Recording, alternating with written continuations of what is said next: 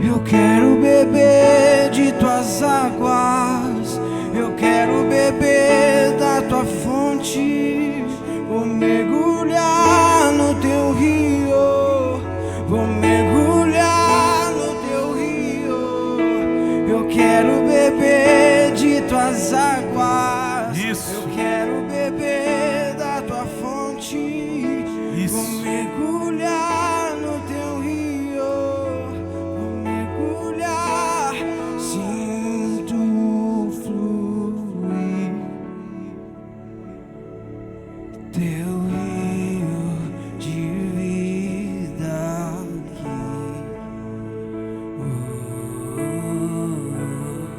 aqui. Que coisa linda. Sinto fluir teu rio de vida aqui. Eu quero beber, eu quero beber, eu quero beber de tuas águas, eu quero beber da tua fonte. Vou mergulhar no teu rio. Você pode declarar isso comigo? Eu quero beber de tuas águas. Isso, beba, beba, beba, Eu quero beba. beber da tua fonte. Beba. Vou mergulhar no teu rio. Vou mergulhar mais uma vez. Eu quero beber de tuas águas. Eu quero beber da tua fonte. Vou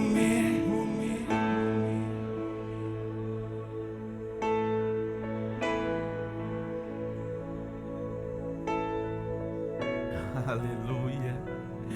Meu Deus, nesse ambiente de glória dá vontade de continuar assim, de olhos fechados, desfrutando da presença, querido.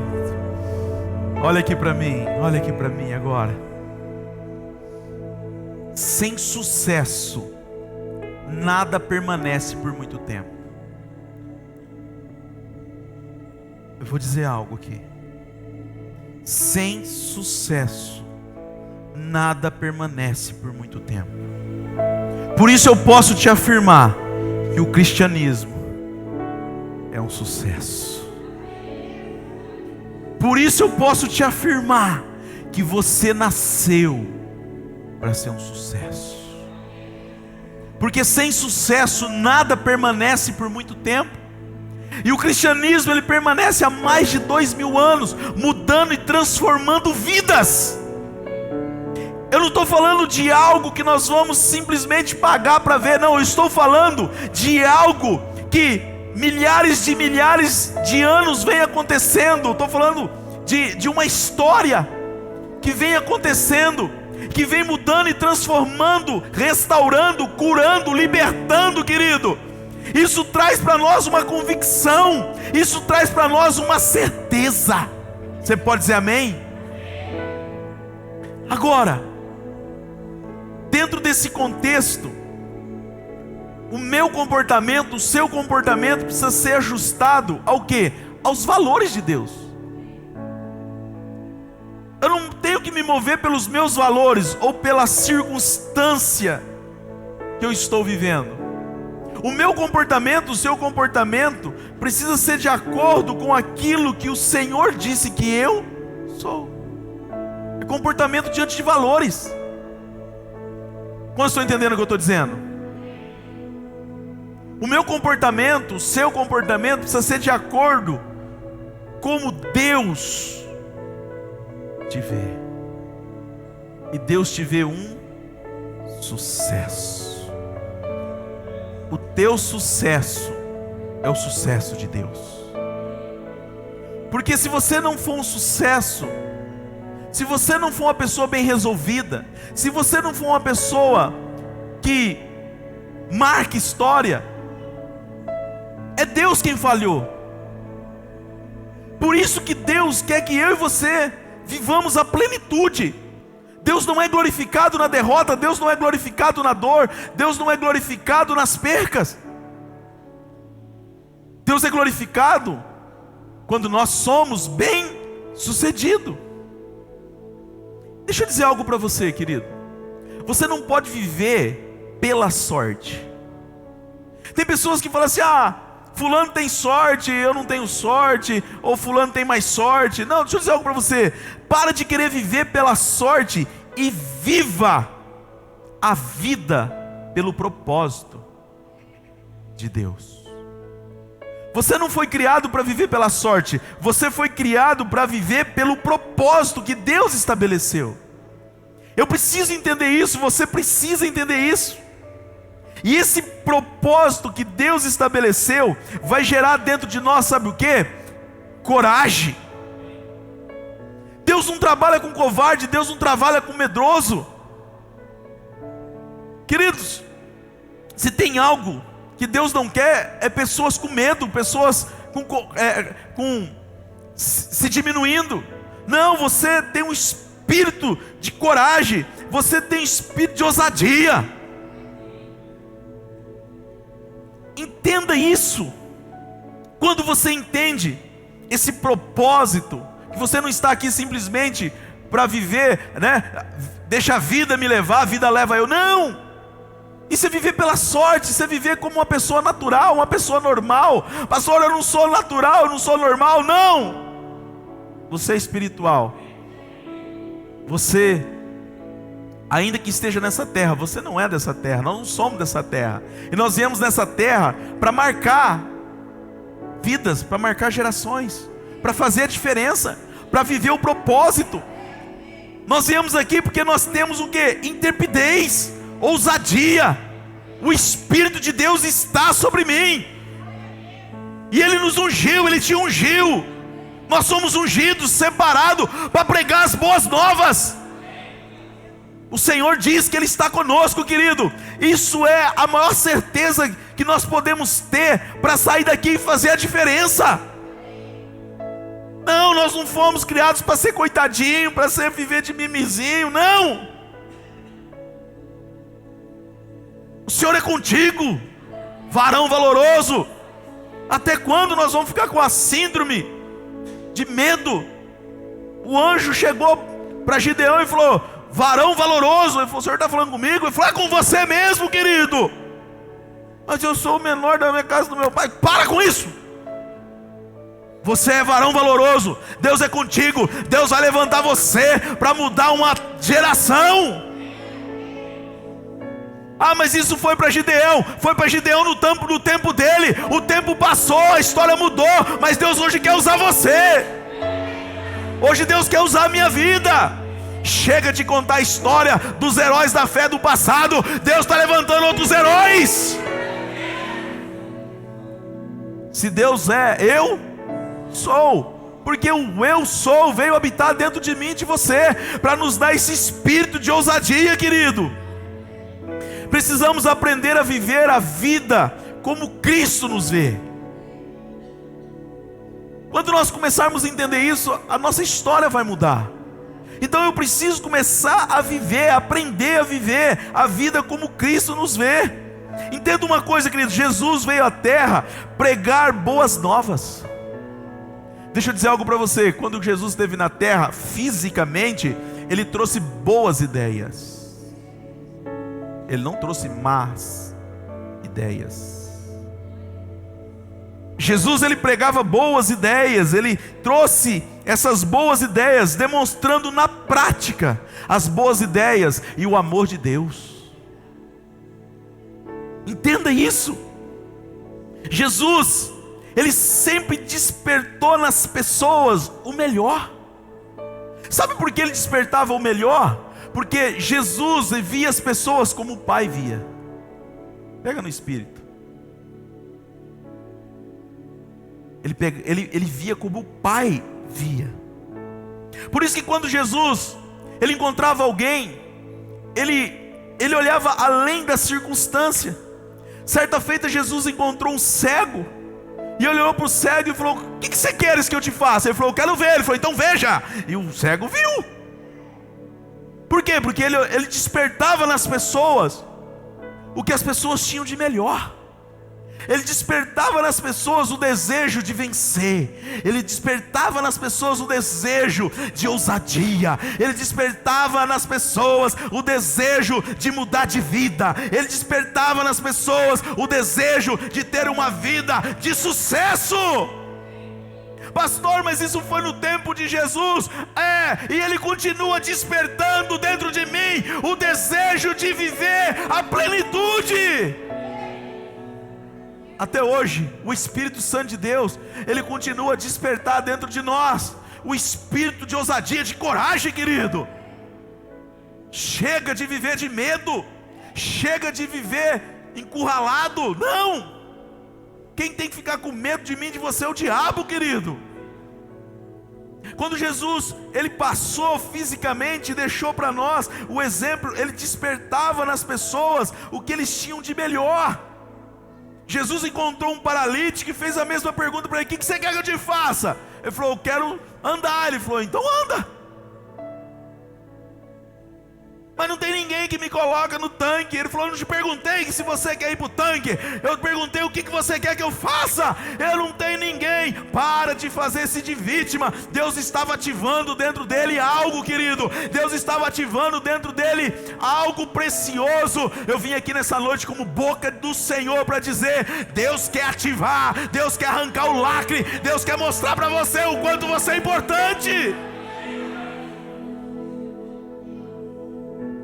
Um era cego, o outro era paralítico. E você? No que você está se apoiando para não fazer o que Deus te chamou para fazer? Até quando nós vamos se ver tão medíocre, tão pequeno? Mas eu não posso. Você pode. Se você crê que você não pode, você não pode. Porque você é aquilo que você diz. Eu estava conversando com a pastora hoje. Lá em casa ela não é pastora, tá, irmãos? Lá ela é minha mulher. Mas eu estava conversando com a minha esposa lá em casa, agora à tarde. Ela diz: meu bem, eu estava vendo uns estudos sobre física quântica, sobre esses doidos aí, que pegou alguém para fazer teste, e pegaram 5 pessoas, colocaram eles para ficar tocando piano lá durante alguns dias. Depois pegaram 5 pessoas e mandaram elas tocar piano, mas só na mente. E pegaram 5 pessoas para não fazer nada, os incrédulos. E aí eles pegaram o resultado do que tocou piano, dos que tocou na mente e os que não fez nada, ao mesmo tempo. E sabe qual foi o resultado? Os que tocaram piano tiveram um gráfico do cérebro, né? Tiveram o gráfico do cérebro. Os que tocaram piano na mente tiveram o mesmo gráfico dos que tocaram fisicamente. E os que não fizeram nada, o gráfico foi totalmente diferente. Sabe por quê?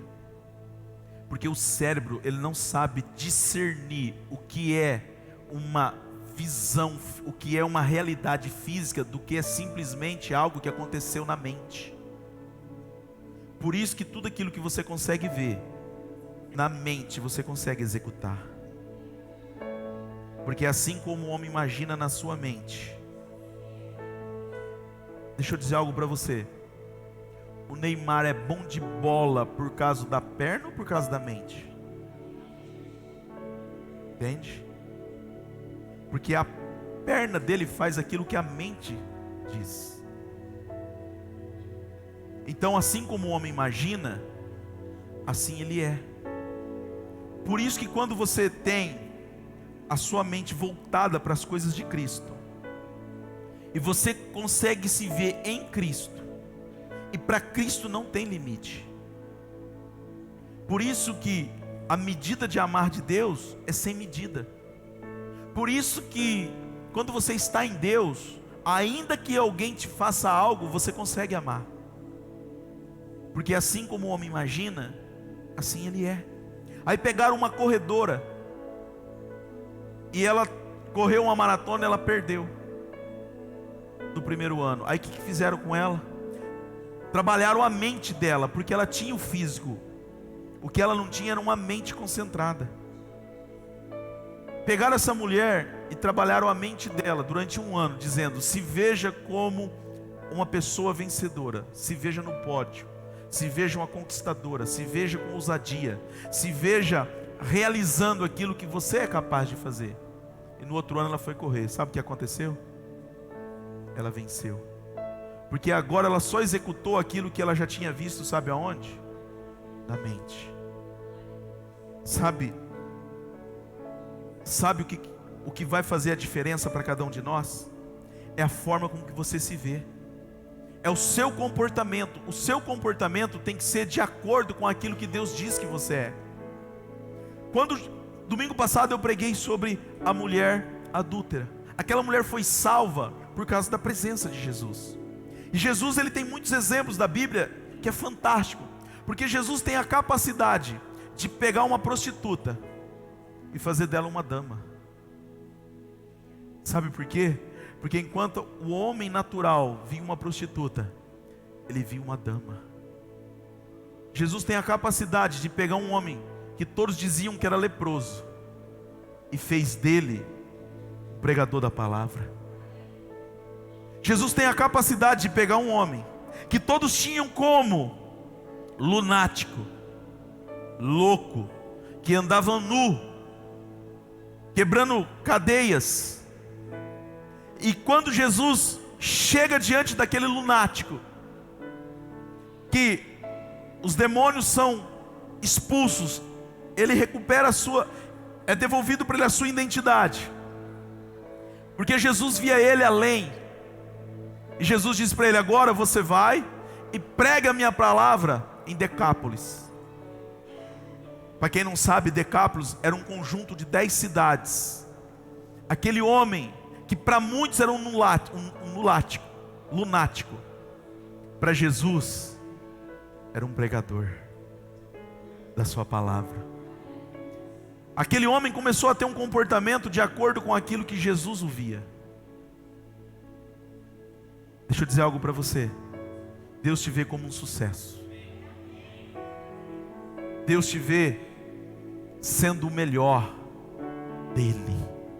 O teu sucesso é o sucesso de Deus. Deixa eu dizer algo para você, querido. Deus não é glorificado no teu insucesso. O problema disso tudo é que muitos de nós não conseguimos nos ver como Deus nos vê. Você precisa se ver como Deus te vê. Eu falei aqui num desses dias sobre o senso de indignidade. E é assim que muitas pessoas se vê ainda. Se vê indigno. Deixa eu dizer algo para você. Deus escreveu uma história para você. Deus escreveu uma vida de sucesso para você. A vida não é um acaso. Você não está aqui de bobeira, cara. Você não veio nessa terra por acaso. Você veio por um propósito. O nosso maior desafio não é nem fazer projetos. O nosso maior desafio é encontrar o projeto que Deus tem para nós. Quantos entendem o que eu estou falando? Tem muita gente que fez muitos projetos, mas não perguntou para Deus qual era o projeto que Deus tinha para a vida dele. Deixa eu dizer algo para você: economiza, querido. Você vai sofrer menos. Encontre qual é o propósito que Deus tem para a sua vida. Porque a verdadeira realização não está em você fazer muito. A realização está em você encontrar o propósito e realizar aquilo que Deus diz que você é.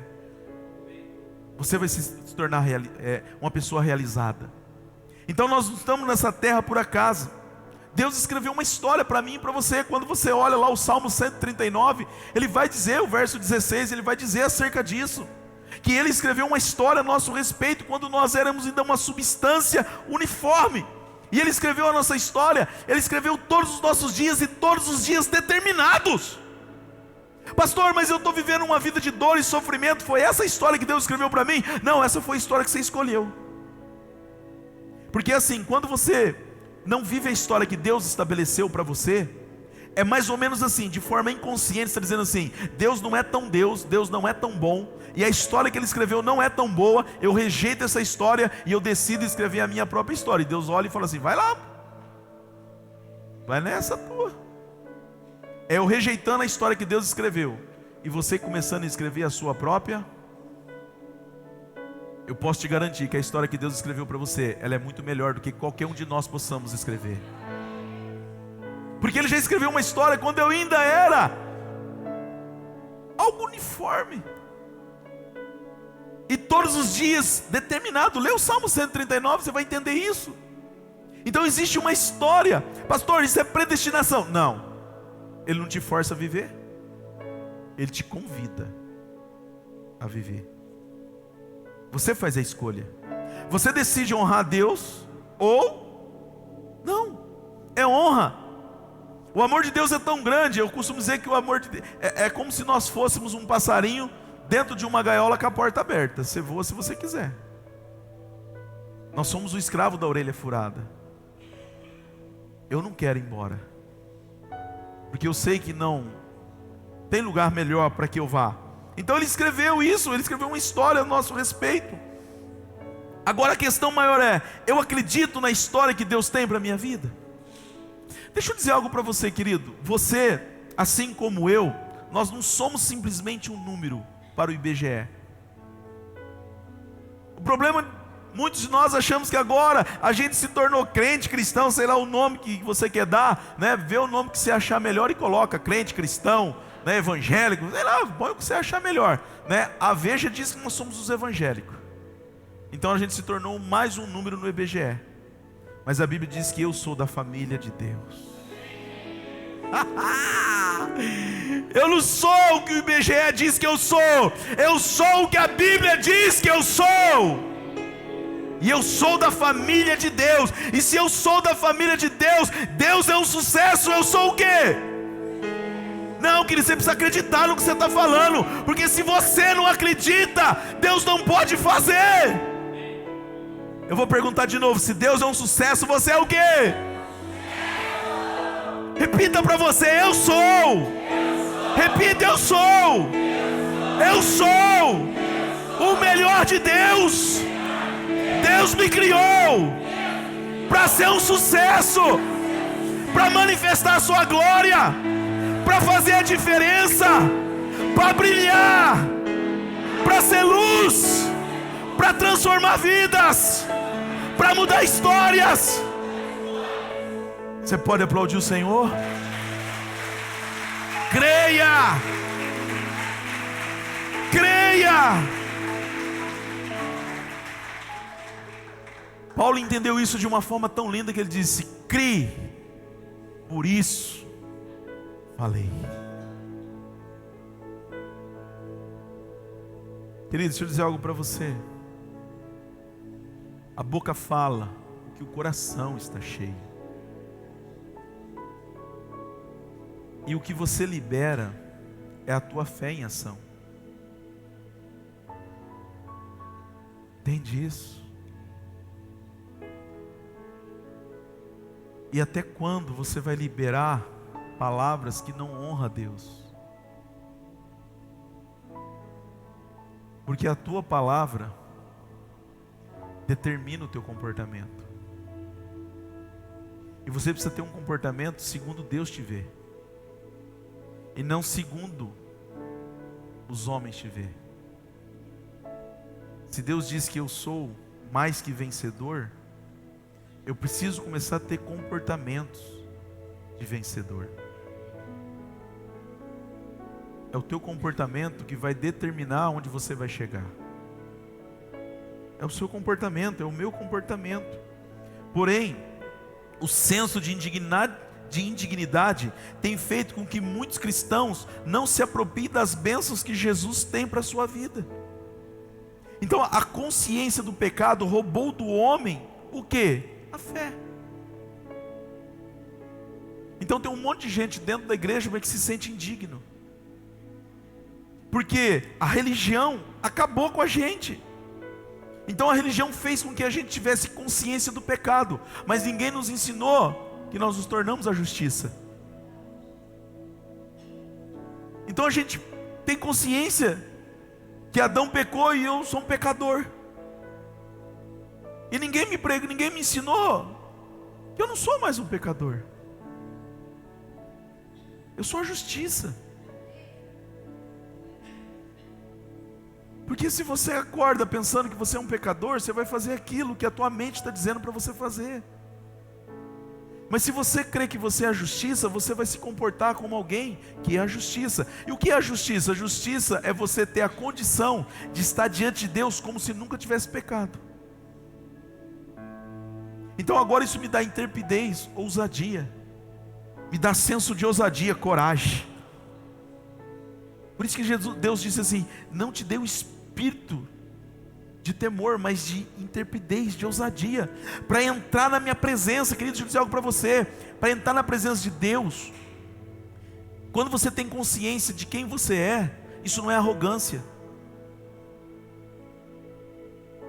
Entende? Não é arrogância, é consciência de quem eu sou. Então a consciência de quem eu sou me faz tanto entrar no céu como chutar as costas do inimigo, para não falar a bunda. Só para descontrair um pouco, querido. Então você tem consciência acerca de quem você é. Deixa eu dizer algo para você, querido. O céu sabe a autoridade que te deu. O inferno também sabe a autoridade que o céu te deu. E sabe muitas vezes quem não sabe a autoridade que tem? A igreja. Porque quando nós entendermos a autoridade que nós temos, querido, nós vamos sair desse lugar de vitimismo e de coitadinho. Por isso que ele falou: vai, ide pregar o evangelho, curai os enfermos. Olha só como que é tão sério, irmãos. Ele falou assim, ó: ide, Marcos, Mateus, Marcos, Lucas. É Marcos 15, 16 que fala ide? É Marcos 15, 16? Obrigado, pastora. E ele disse: ide, pregar o evangelho, curar os enfermos. Ele não falou nem que era para a gente orar. Ele falou: ide curar. E aí quando a gente está de frente do enfermo, você fala: e agora o que eu faço? Chama o pastor, liga para a pastora. Meu Deus, que desespero, dá um desespero. Ele falou: ide curai. Quando você tem consciência de quem você é, você vai e manifesta. Amém. É consciência. É consciência. O David Hopkins, não sei se ele fez aí, ele falou que o sonho dele era entrar dentro de um hospital e acabar com o convênio, porque ele falou que ia entrar e curar todo mundo. Eu gosto desses homens ousados. É ousadia. Já pensou? Chegar nesse nível de intrepidez? O que você tem? Eu estou não sei o que, vai, levanta e anda. E você, está não sei o que, está curado. E os médicos falaram: acabou a minha profissão. Tira esse homem daqui, mata ele, porque os convênios estão bombando, né, irmão? Então é consciência, mas o senso de dignidade tem roubado de nós o que? A fé. E a religião fez a gente ficar preso no pecado, mas não nos ensinou acerca da justiça, não nos ensinou acerca de que nós somos nova criatura. 2 Coríntios 5, 17. Quem está em Cristo, nova criatura é. As coisas velhas, aquele que está em Cristo. Aí você consegue, quando você entende que quem está em Cristo, aí você consegue entender 1 Pedro 2,9. Porque 1 Pedro 2,9 vai dizer que nós somos uma geração santa, ou uma nação, ou uma raça. Aí vai dizer: geração eleita, real, nação. Aí eu fui pesquisar o que é a raça da nação. No original está prole. E eu falei: entendi. Prole. Aquele que está em Cristo é uma nova criação, é uma nova raça, é uma nova prole. Não está entendendo o que eu estou dizendo, pelo amor de Deus? Aí ele vai finalizar, ele vai dizer, 1 Pedro 2,9 vai dizer assim: vós sois geração eleita, nação santa, povo de sacerdócio real. Por quê? Porque eu estou em Cristo.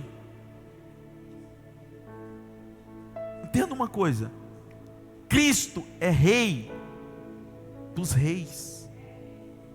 Como eu estou em Cristo, eu não sou mais da prole da dona Cleusa, do seu Oswaldo. Quando eu entrei em Cristo, eu entrei numa nova prole, eu entrei numa nova família, eu entrei numa nova raça.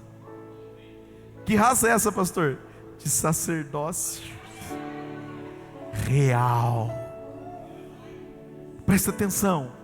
Se você agora tem a consciência que você é de um sacerdócio real, como você precisa se comportar? Como que um príncipe se comporta? Como que uma princesa se comporta?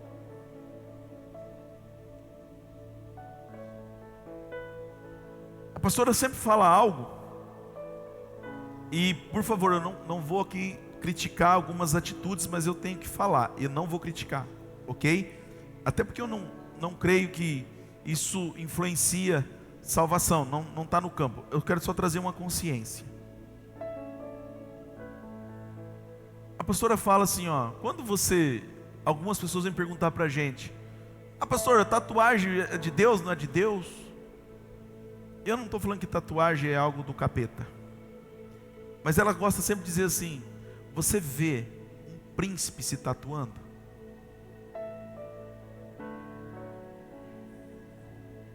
Você vê uma princesa tatuada? Responde ou não responde? Eu não estou falando de salvação, por favor. E não estou criticando quem fez tatuagem, por favor. Até porque muitos de nós fizemos essas tatuagens quando nós estávamos no tempo de ignorância para algumas coisas. Eu estou falando de uma consciência. Eu nunca fiz tatuagem, vou fazer uma. Tem gente falando assim: estou esperando o senhor fazer só para mim fazer. É sério. Tem uma meia dúzia dizendo assim: pastor, o dia que o senhor fizer, o senhor posta aqui. A hora que o senhor fizer, eu faço. O cara tá por dentro, ele já tem uma tatuagem. Não, por dentro ele já tatuou o corpo inteiro. Ele só está esperando o pastor tatuar. Eu vou fazer uma tatuagem eu vou fazer, por um propósito. Eu fiz um propósito. A gente é bocão, irmão. Às vezes fala o que não deve, né? E eu falei o que eu não devia numa hora errada. Hã? Por que eu vou fazer? Eu vou fazer porque eu sou um mané.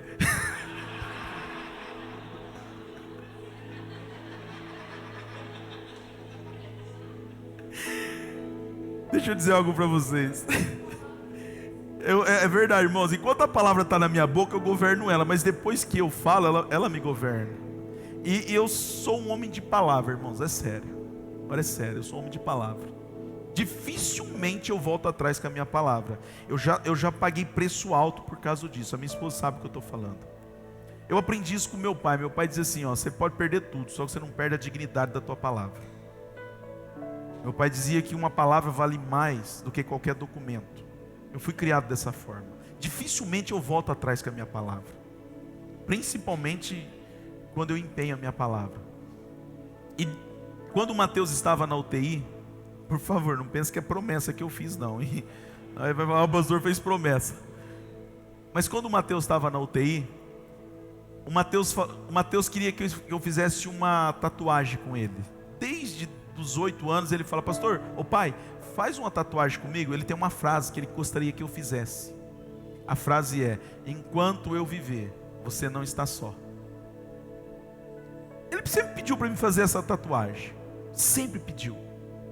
E eu falei: filho, eu não quero fazer essa tatuagem. Eu não quero, não é a minha praia. Eu não curto tatuagem. Nada contra quem gosta, mas eu não curto, não tem jeito. Mas quando o meu filho estava lá na UTI, um dia olhando para ele, eu falei assim: por que não viver esse momento com meu filho? Se é importante para ele, tem que ser importante para mim. E ele estava em coma. E eu disse: filho, você vai sair daqui. Eu sei que você vai sair daqui. E a hora que você sair, o pai vai fazer uma tatuagem com você. Ele não ouviu, irmãos, mas eu dei a minha palavra. Entende isso? E eu vou fazer essa tatuagem. Não estou falando isso para te apoiar a fazer tatuagem, não estou falando isso, eu estou falando de algo que eu decidi. Eu decidi naquele momento com o meu filho. Ele está doido que eu faço, agora estou empurrando com a barriga. Ver se eu consigo empurrar até uns 20 anos. Não, aí a Fernanda usada por Deus. Ah lá, aí a Fernanda usada por Deus, né? Já falou, pastor, peraí que eu vou arrumar para o senhor o tatuador. Minha amiga, hein?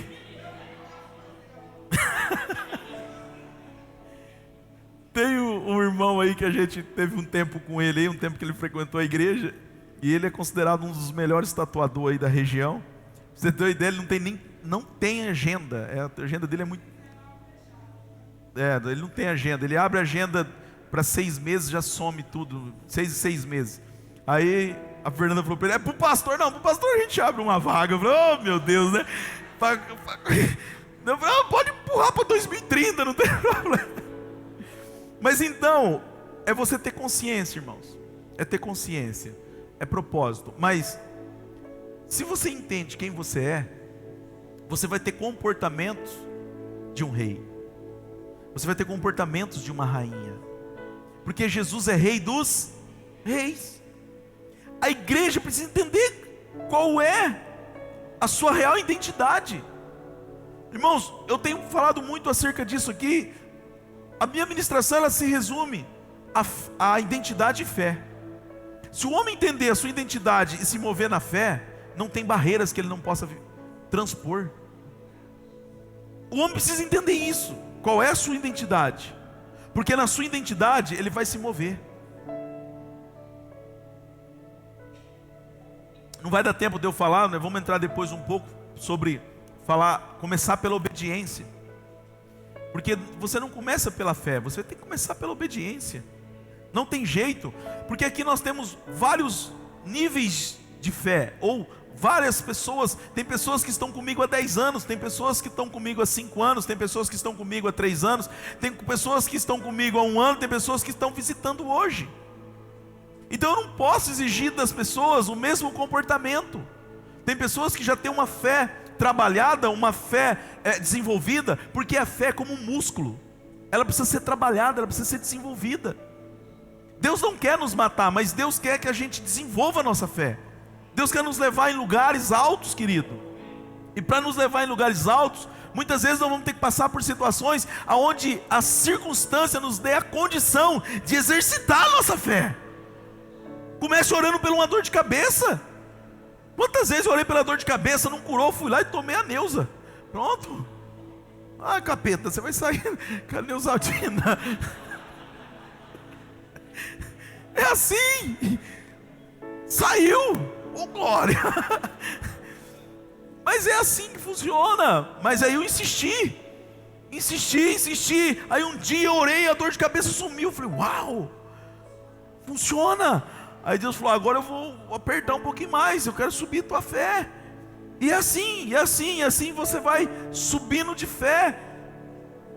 Eu até brinco, o dia que eu orei com o aleijado e ele andou, quase que quem ficou paralítico fui eu. Que eu falei, meu Deus, o cara andou. Jesus, o cara andou. E o Espírito Santo falou assim, você não orou para ele andar? Eu falei, mas ele andou.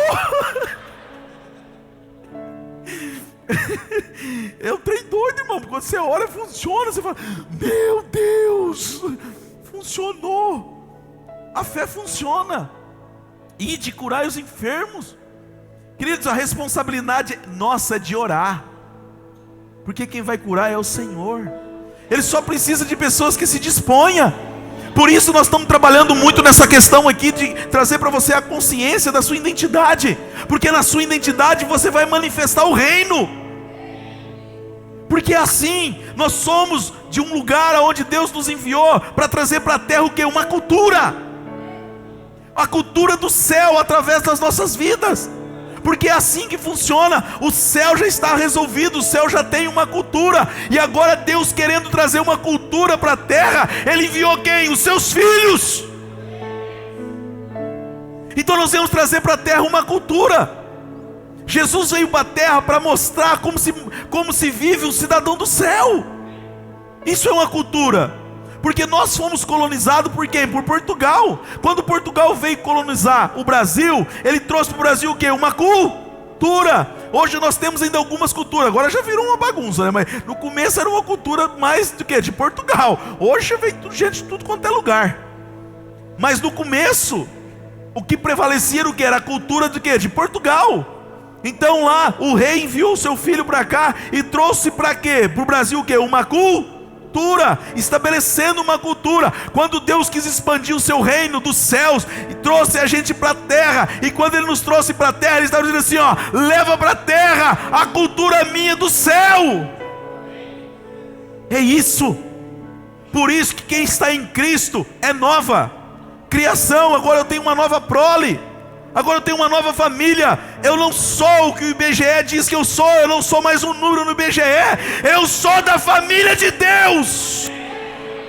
Você tem pai, querido. Você tem sobrenome. Se comporte diante daquilo que o seu pai diz que você é. Honre o seu pai sendo aquilo que ele diz que você é. Isso é comportamento. Honre o seu pai. Nós temos uma identidade, sim. A justiça de Deus está sobre nós. Nós não somos pessoas indignas, não. Chega de se ver culpado, querido. Chega de se ver com medo. Chega. Porque uma pessoa com medo, ela não consegue exercitar a fé. E sem fé é impossível.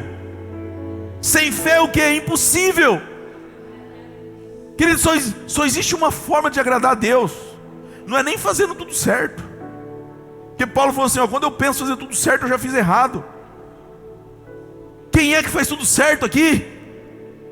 Até porque se Deus fosse nos julgar a partir do que a gente julga ser certo, poderíamos estar errado. Uau. Essa veio do trono. Presta atenção. Deus não vai nos julgar pelaquilo que a gente julga ser certo. Deus vai nos julgar pelaquilo que Cristo fez de certo. Por isso que eu estou em... Deixa eu dizer algo para você, querido. Jesus não veio para a terra por causa do pecado. Jesus veio na terra por causa de mim e de você. Pastor, mas Jesus não foi para a cruz? Foi. O pecado levou Jesus para a cruz. O pecado. Não foi nós. O pecado levou Jesus para a cruz. Jesus veio para a terra por causa de você. Porque Ele é o primogênito de muitos irmãos. Eu preciso mudar a minha concepção. Por isso que quando Pedro falou assim, Senhor, fica tranquilo, onde o Senhor for eu vou com o Senhor, ninguém vai tirar a tua vida. Ele falou, arreda de mim, Satanás. Você está cogitando das coisas da terra.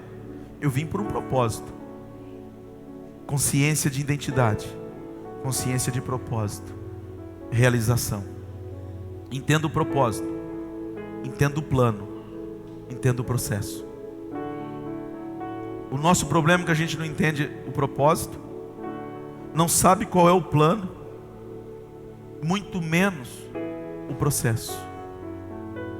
Você precisa entender isso, eu preciso entender isso. Eu sei de onde eu vim, sei por que vim e sei para onde vou. Quando o ser humano entender isso é entender o propósito, isso é entender o plano, isso é entender o processo. Eu não estou preocupado com o resultado, eu estou preocupado em entender o propósito. Dentro do propósito, Deus já tem um plano. Tem gente que fala assim, pastor, qual é a visão da igreja? Porque tem mais de uma? Não, porque a visão lá é assim. Não, deixa eu dizer uma coisa para você, querido. A visão é do Senhor e a missão é do Senhor. E nós somos cooperadores. Qualquer igreja que tiver mais de uma visão, ela tirou a visão e a missão de Cristo e colocou a dela. Eu não estou aqui para criar visão. Eu estou aqui para andar na visão. De quem? De Deus. A visão é dele. E a missão? De Cristo. E agora nós, cooperadores. De quem? Da visão. Para realizar o quê? A missão. De quem? De Deus. Fica mais leve ou não fica? Fica mais leve ou não fica? Porque senão, durante muito tempo, eu quebrava a cabeça, porque como pastor, né, presidente, e aí as pessoas vinham até mim: pastor, qual que é a visão? Qual que é a missão? Eu sei lá. Eu não sei ainda. Enquanto eu não sei, para. Até o dia que o Senhor falou: é lógico que você não sabe. Entra na minha. Saiu o fardo. Eu entendi. Deus está levantando pessoas, querido. Deus guardou os seus 7.000 ainda, que não perdeu a verdadeiro entendimento da visão, e entendeu a missão para o cumprimento do propósito. O dia que a igreja, agora eu estou falando da eclésia de uma forma geral, não estou falando do ministério. O dia que a igreja entender a sua identidade dentro do propósito, Jesus vai voltar de uma forma tão rápida. Sabe por quê? Porque ganhar esse mundo para Cristo é questão de dias. Quando a igreja entender a sua real identidade dentro do seu propósito, é que ainda a gente não sabe qual é a nossa identidade. Porque quando você entende a sua identidade, você flui em sinais, prodígios e maravilha. Não tem como não acontecer. Não tem como. Não tem como. E os sinais, prodígios e maravilha atrás da multidão. Porque os sinais, prodígios e maravilha é para o incrédulo. O incrédulo precisa ver sinais. Por isso que quando você vem para a igreja que você é incrédulo, tem um monte de sinais, até você se converter. Aí Deus fala assim: ó, agora não ande mais por vista, eu quero te levar num nível maior. Ande por fé. Porque sem fé, deixa eu dizer algo para você, querido. Deixa Deus ministrar teu espírito. Quando uma pessoa recebe uma cura sem a consciência da identidade, a chance dela se perder é muito maior. E eu dou base bíblica. Os 10 leprosos. Os 10 eram leprosos. Jesus curou os 10. Quantos voltaram? E quando aquele que foi curado voltou, Jesus revelou para ele quem ele era. E quando ele teve a revelação de Cristo, Cristo revelou a sua identidade e ele foi salvo. Porque ele falou assim, Jesus disse para ele: você agora não foi só curado, você foi salvo. E os outros 9? Só foi curado. Ser curado sem salvação pode se tornar a maior desgraça da vida de uma pessoa. Outro dia eu entrei num debate com a Karina, porque as pessoas por falta de conhecimento, olha aqui para mim, é sério. As pessoas por falta de conhecimento, elas acham que o Deus da antiga aliança é Deus mau, porque Deus matava, porque Deus fazia, porque Deus não sei o quê. Que Deus é esse? Só que na antiga aliança, por exemplo, para você entender, na antiga aliança, quando um filho desonrava o pai, ele tinha que ser apedrejado até a morte. Olha que loucura. O próprio pai, a própria mãe chegava diante do sacerdote e falava para o sacerdote: sacerdote, esse é meu filho, ele está me desonrando, e agora eu vim trazer ele para cumprir a justiça nele. Na justiça da antiga aliança era ele ser apedrejado até a morte. E sabe quem tinha que dar a primeira pedrada? O pai. Só que aquele jovem que tinha desonrado o pai ou a mãe, ele fosse apedrejado, cumpriu nele a justiça. Então ele era salvo. Agora pensa comigo. Se hoje fosse a lei, e você tivesse um filho que tivesse vivendo uma vida de desonra, mas se ele fosse apedrejado, a justiça era cumprida, e ele morresse, mas ele vivesse a eternidade no céu, ou o contrário, se ele te desonrasse, mas você não ia lá e não apedrejava ele, deixava ele morrer por morte natural, mas quando terminasse a vida dele, ele ia passar a eternidade no inferno, o que você escolhia? Apedrejar ou não apedrejar? Apedrejar ou não apedrejar? Por quê? Por causa da consciência. Entende o que eu estou falando ou não? Então o apedrejamento trazia o quê? Justiça. Só que hoje ele não precisa mais apedrejar ninguém. Por quê? Porque Cristo foi apedrejado por nós. Então o fato dele ter sido apedrejado, agora eu só preciso estar onde? Nele. Porque nele foi cumprido todo o quê? Justiça. E um crime não pode ser julgado duas vezes. Se Cristo já foi condenado e eu estou em Cristo, eu não posso mais ser condenado, porque senão Deus seria injusto de cobrar a mesma dívida duas vezes. Então tudo não está no que eu faço, está no quanto eu creio no que Cristo fez. Então na antiga aliança você era abençoado pelo tanto que você fazia de certo. Na nova aliança você é abençoado pelo tanto que você crê que Cristo fez por você. Eu não estou abrindo espaço para você viver uma vida de erro. Eu estou trazendo uma consciência para você estar em Cristo. Porque quando você está em Cristo, o diabo perde a força de colocar em nós o senso de indignidade. Eu não sou indigno, eu sou a justiça, porque Cristo me justificou. Eu não devo mais nada para a justiça. Querido, não é que você devia para o diabo. Tem gente que fala assim, eu devia para o diabo. Não, eu nunca devi nada para o diabo. O pecado fez com que a gente tivesse uma dívida com a justiça. E quando Cristo, que é o Cordeiro imolado, pagou toda a justiça, agora eu não devo mais nada para a justiça, e ainda nos deu um crédito. Um crédito.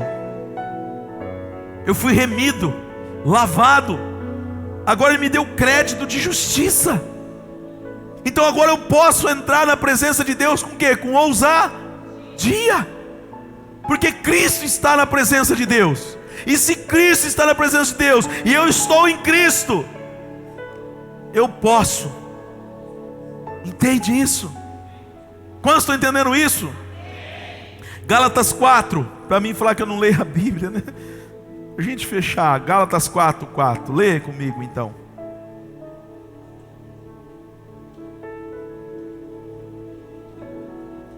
Gálatas 4, e a gente vai finalizar.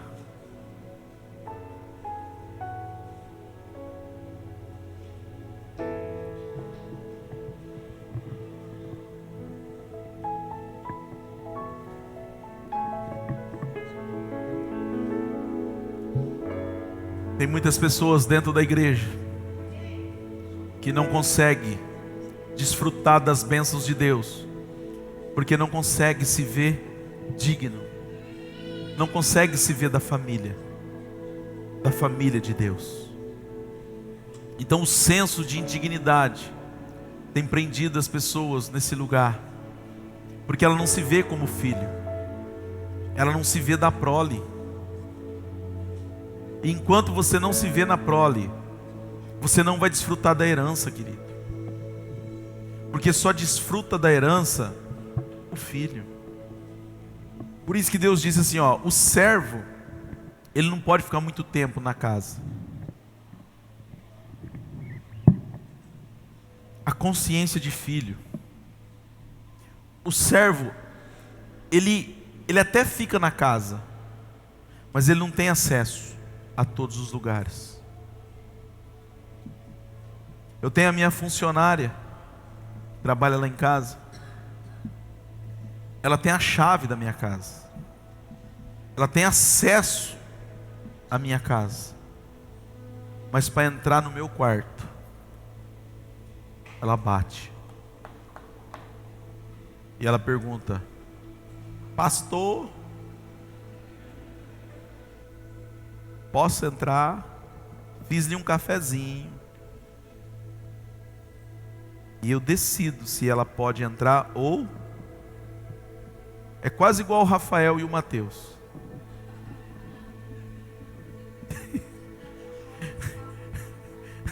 É quase igual. Eu moro na parte de cima do sobrado. Já sobe o Rafael, abre a porta e já cai para dentro. Pula na cama, pula em cima de mim. Sabe por que ele faz isso, querido? Porque ele é filho. A minha funcionária tem acesso à minha casa. Ela tem a chave da minha casa. Mas ela não desfruta da presença. Para entrar na minha presença, ela precisa pedir licença. Quando você tem a consciência de que você é filho, você não precisa pedir licença. Eu não estou falando de você desonrar Deus. Eu estou falando de você ter uma consciência que Deus é Pai. Por isso que eu faço parte da família. É interessante, né? O Ricardo sempre fala isso. Ele vai estar pregando domingo que vem aqui com a gente. E ele falou algo interessante, eu gravei isso. Que quando era para trazer informação do céu para a terra, ele mandava anjo. Normalmente era o Gabriel. O Gabriel que vinha trazer as informações do céu. Inclusive para falar com José. Ele falava: ó, vai para lá, José, vem para cá. E orientava José. Mas quando foi para Jesus vir, ele não mandou Gabriel. Ele não mandou mensageiro. Sabe quem veio trazer Jesus? O Espírito Santo. Sabe por quê? Porque quando é assunto de família, é assunto de família, cara. Tem coisa que anjo não vai fazer, tem coisa que servo não vai fazer, tem coisa que só um filho pode fazer. Enquanto você tiver a consciência de servo, você vai achar que você não pode. E enquanto você achar que você não pode, você não desfruta. Você não desfruta. Porque só um filho consciente que agora ele faz parte da prole, ele tem condição de desfrutar da herança. Eu sou da família de Deus. Você precisa entender a sua real identidade. Você é da família de Deus. Olha só o que ele vai falar aqui em Gálatas 4:4. Mas quando chegou a plenitude do tempo, Deus enviou seu filho, nascido de mulher, nascido debaixo da lei, a fim de redimir o que estava sobre a lei, para que recebêssemos a adoção de filhos. Presta atenção. Deus, Ele queria que você tivesse tanta consciência de quem você é, porque quando você lê Efésios, diz que Ele nos escolheu nele. O meu DNA é o DNA de Deus. Mas aí veio o pecado, e o pecado realmente nos tirou dele. Só que aí Jesus foi lá, pagou o preço e nos trouxe de volta. E agora vai dizer que Ele não só nos trouxe de volta, mas Ele nos adotou. E a partir do momento que Ele adotou, por isso que aqui a palavra tem aqui, ó, para recebermos adoção. Então Ele nos adotou. E agora olha o que Ele vai dizer: e por que vocês foram adotados? Vocês passaram a ser novamente o quê? Leia o texto. Porque vocês são filhos. Presta atenção. É como se Deus estivesse dizendo assim, ó, para não ter sombra de dúvida: vocês são meus 2 vezes. Primeiro, porque eu te criei. Segundo, porque eu te remi. Você é meu por criação e você é meu por adoção. Para você não ter dúvida que agora você é da família de Deus. Olha só que coisa tremenda, eu amo isso. Deus enviou o seu Espírito.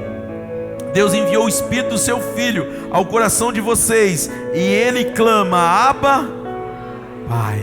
Assim vocês já não é mais escravo, servo, mas filhos.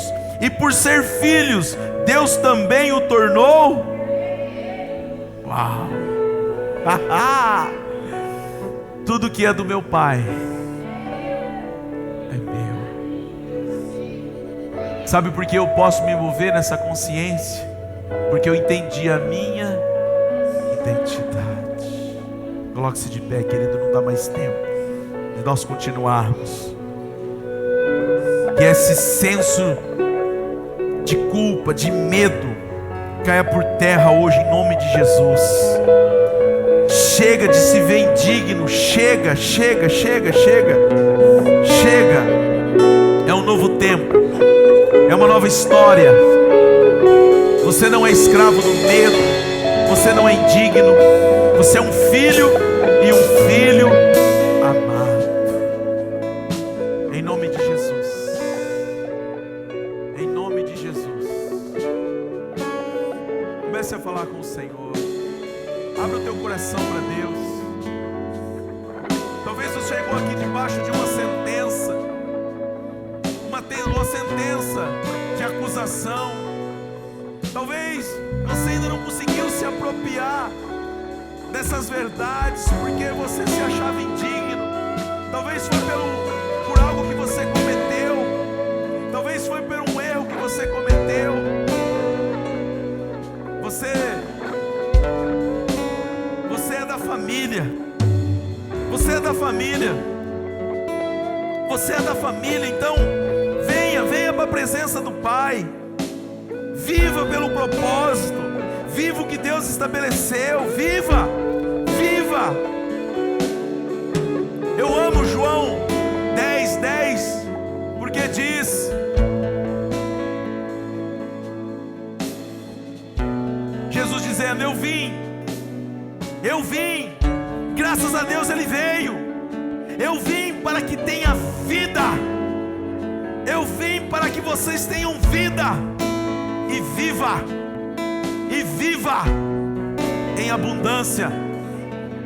A abundância de Deus tem que se tornar algo natural para a tua vida, algo natural para a minha vida. Ser um sucesso, ser bem-sucedido no seu casamento, bem-sucedido na sua empresa, ser bem-sucedido como funcionário, ser bem-sucedido como pessoa, ser bem-sucedido. Ser um sucesso é uma marca registrada de quem entendeu a sua identidade, querido. Eu não estou dizendo que você não vai passar por momentos, mas quando você tem a consciência da sua identidade, tudo muda. Sem fé é impossível. Deixa eu dizer algo para você. Talvez você esteja dizendo, pastor, mas eu tenho fé e eu passo por alguns problemas. Deixa eu dizer algo para você. Nem sempre a tua fé vai te livrar dos problemas. Pastor, não. Deixa eu dizer algo para você. Talvez a tua fé vai te colocar no problema.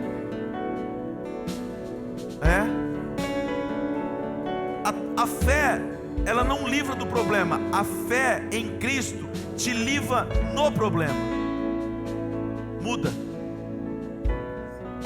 Daniel, por causa da obediência, gerou nele uma fé. Mas isso não livrou ele da fornalha. Mas aquilo que ele cria era tão grande, tão forte, que livrou ele dentro do problema. Na verdade, a fé de Daniel colocou ele na cova. Mas na cova, os leões não puderam tocar nele. Isso fez com que Daniel subisse de nível. Entende onde eu quero chegar? Eu não estou dizendo que você não vai viver algumas situações, mas essas situações não é para te matar, porque agora você tem consciência de quem Deus te tornou. E porque eu tenho consciência de quem Deus me tornou, eu posso desfrutar dessa verdade. E agora eu vou ter um comportamento como de um filho, porque agora eu faço parte da família de Deus. Eu não sou o que o IBGE diz, eu não sou o que a sociedade diz. Você não é nem o que os seus pais dizem que você é. Você é o que a Bíblia diz que você é. Então está na hora de começarmos a termos alguns comportamentos. Por isso a importância de lermos a Bíblia, porque quando você lê a Bíblia, Deus revela quem Ele é. E quando você encontra Deus na palavra, você é como um espelho. E no espelho agora você tem a revelação de quem você é.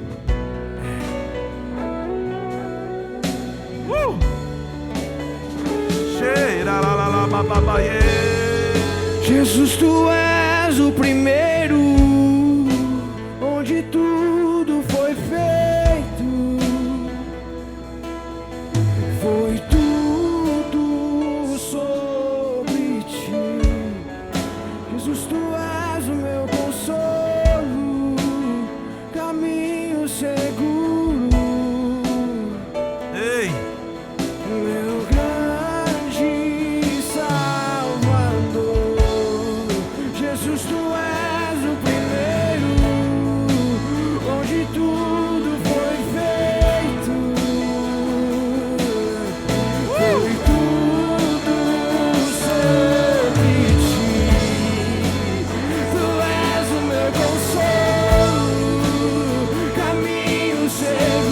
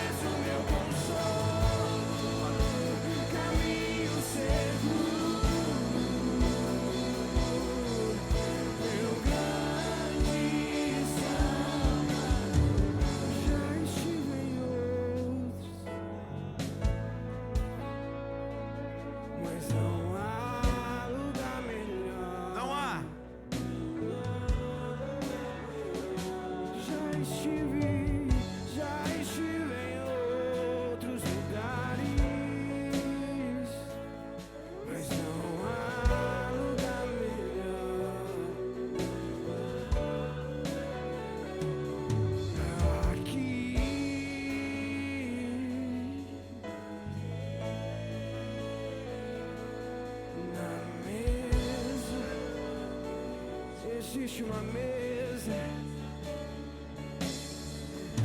aqui. desfrute dessa mesa. Na mesa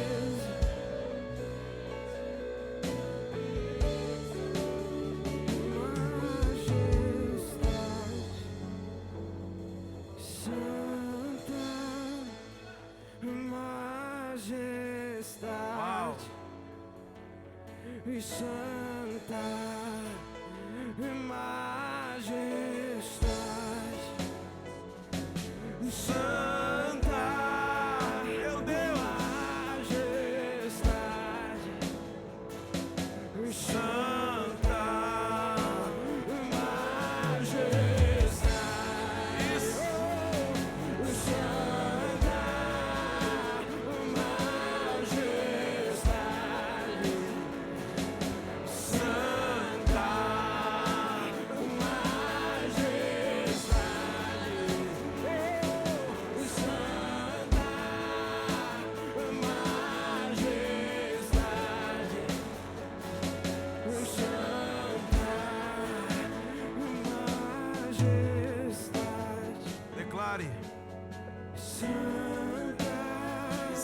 Santo você também é. Isso, tem ousadia. Tem intrepidez.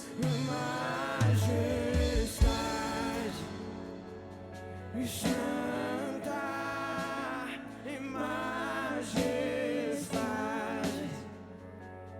Santa. Feche seus olhos, feche seus olhos, feche seus olhos. Meu Deus, feche seus olhos. Jesus, Ele sempre estimulou, Ele sempre trouxe a consciência para as pessoas mudarem de vida. Jesus ficava revoltado, indignado de ver as pessoas sofrendo.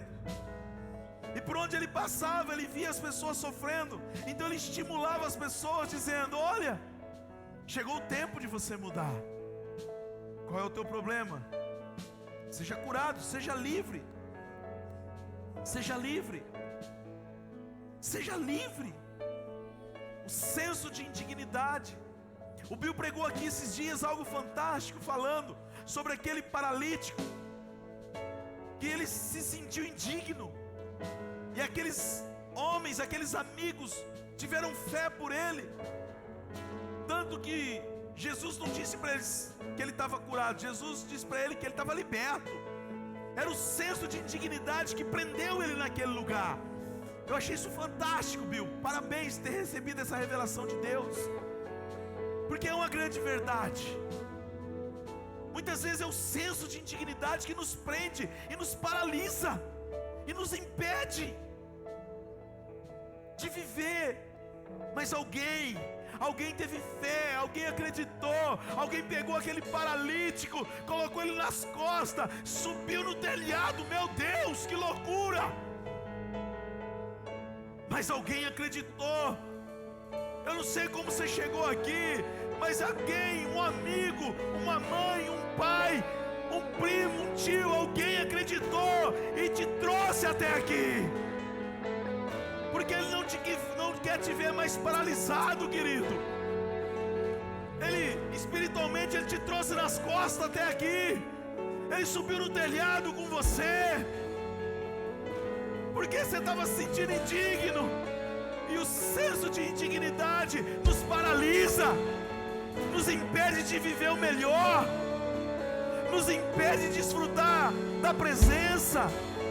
Eu não sei, talvez você chegou aqui com esse sentimento, com senso de indignidade, mas o Senhor não quer que você saia daqui com o mesmo sentimento. Deus quer que você seja hoje curado. Deus quer que você seja liberto. Deus está estimulando. Saia desse lugar hoje. Se você quer sair desse lugar hoje, vem aqui na frente, eu quero orar por você. Mas é só quem está pensando assim. Se você quer sair desse lugar, vem aqui, deixa eu orar por você. Vem aqui que eu quero orar por você. Em nome de Jesus. Xaralabassoriandaralabas. Cheiralabassoriandaralabas. Cheiralabassoriandaralabas. Chorocotoralabassoriandaralabas. Rebalaiera-labachei. Rabassoriandecantaralabas. Oh Espírito Santo, Espírito Santo, esse é um grande momento, Senhor.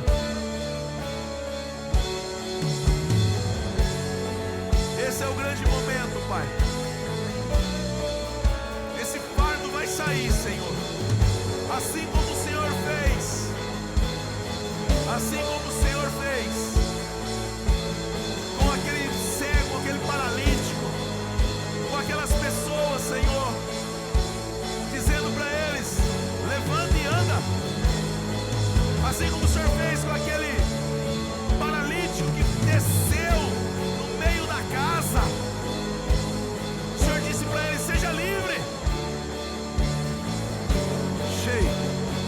Cheira lavassoriandaralabas. Em nome de Jesus, Senhor, que toda ação que prendia a mente desse homem agora, em nome de Jesus,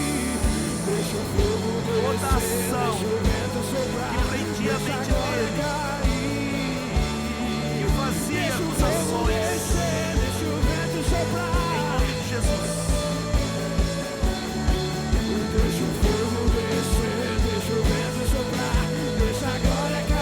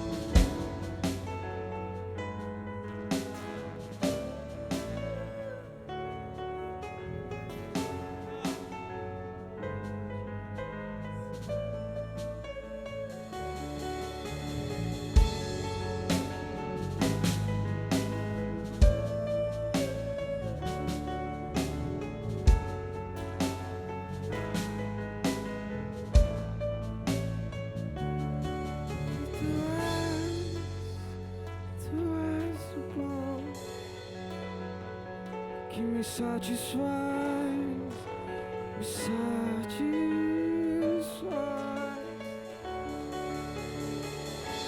Só tu és,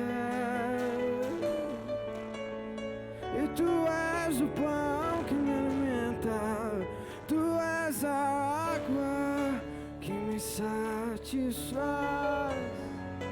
que me satisfaz. E tu és o pão que me alimenta, que me satisfaz, que me satisfaz. E tu és o pão